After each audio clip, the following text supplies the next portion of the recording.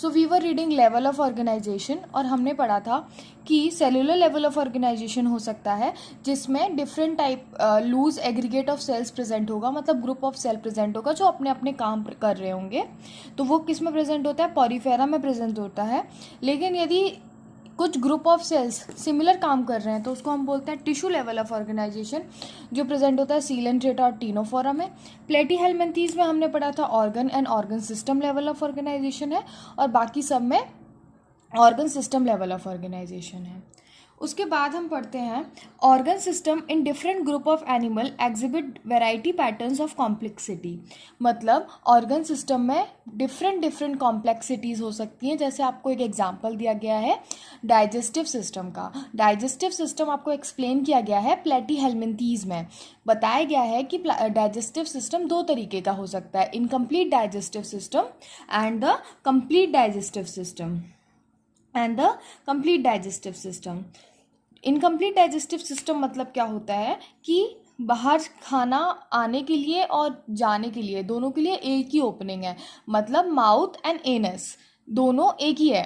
क्या लिखा हुआ है देखो, इन platyhelminthes has a single opening to the outside of the body that serves as both mouth and anus and called the incomplete digestive system. और complete digestive system में क्या होता है? कंप्लीट डाइजेस्टिव सिस्टम में दो ओपनिंग होती है, mouth and anus.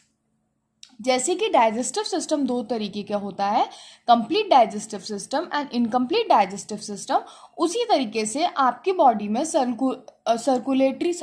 में नॉर्मली सर्कुलेटरी सिस्टम भी दो तरीके के हो सकते हैं। एक हो सकता है ओपन टाइप सर्कुलेटरी सिस्टम और एक हो सकता है close type circulatory system.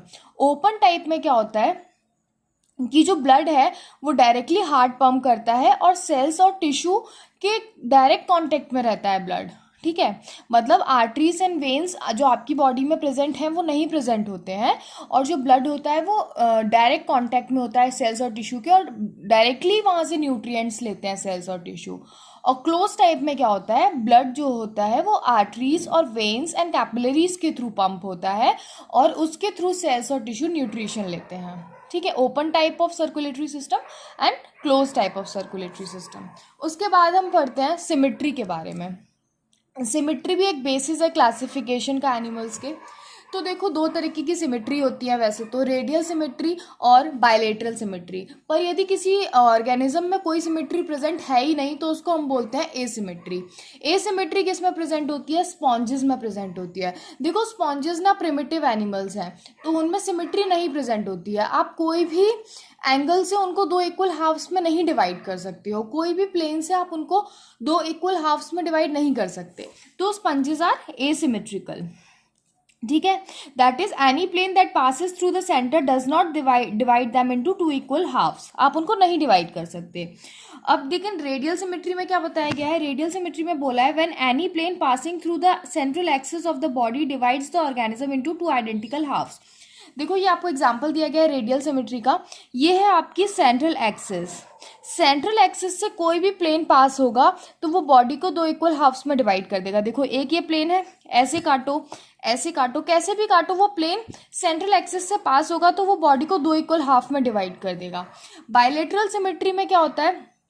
Bilateral symmetry में होता है the body can be divided into two identical left and right halves in only one plane. मतलब बॉडी को दो इक्वल हाफ्स में डिवाइड किया जा सकता है पर एक ही प्लेन से। देखो इसको हम सिर्फ यहाँ से कट करेंगे तभी ये दो इक्वल हाफ में डिवाइड होगा, इधर से कट करेंगे तो दो इक्वल हाफ में नहीं डिवाइड होगा ये, ठीक है। इसको हम क्या बोलते हैं? बायलेटरल सिमेट्री बोलते हैं। रेडियल सिमेट्री कहाँ प्रेजेंट होती है?